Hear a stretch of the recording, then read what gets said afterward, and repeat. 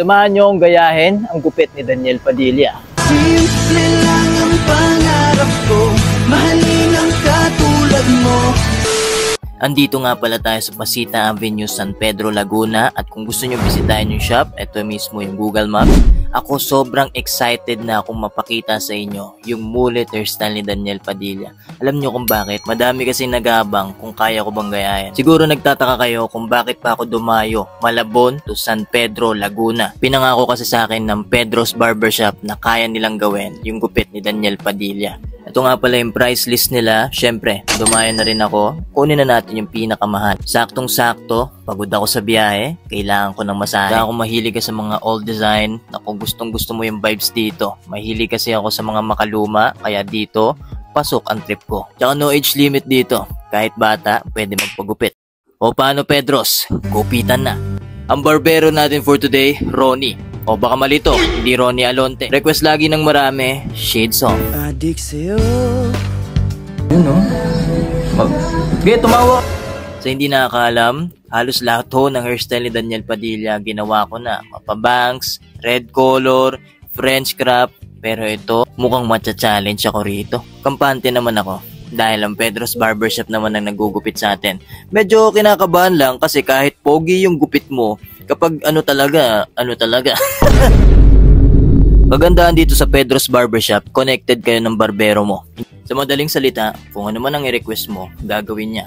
Kita mo, nagkikwento lang ako. Bilis maggupit oh, pinapaliguan na ako. Kasama nga pala yan sa package na pwede mong i-avail. Imagine naman, 1,700 pesos, haircut, hair perm, facial, and also massage. Pero itong pinaka nagustuhan ko, itong facial. Sobrang solid lang kasi, syempre, pagod ako sa biyahe, oily ako sa labas, sobrang init. Ito, refreshing ang aura ko. O teka, wag nyo i-skip. Baka akala nyo multo, tao po yan. Ako yun. Ito, favorite ko eh. Masahe pare. Alam kong gustong-gusto nyo nang makita. Kaya, ito na ang inaantay nyo. Hello, Imelda Rabanal. Gusto ko lang bumati at magpasalamat sa pagmamahal at suporta. Ingat ka lagi. See you. Lapis na naiinig, nayayamot sa bawat saglit.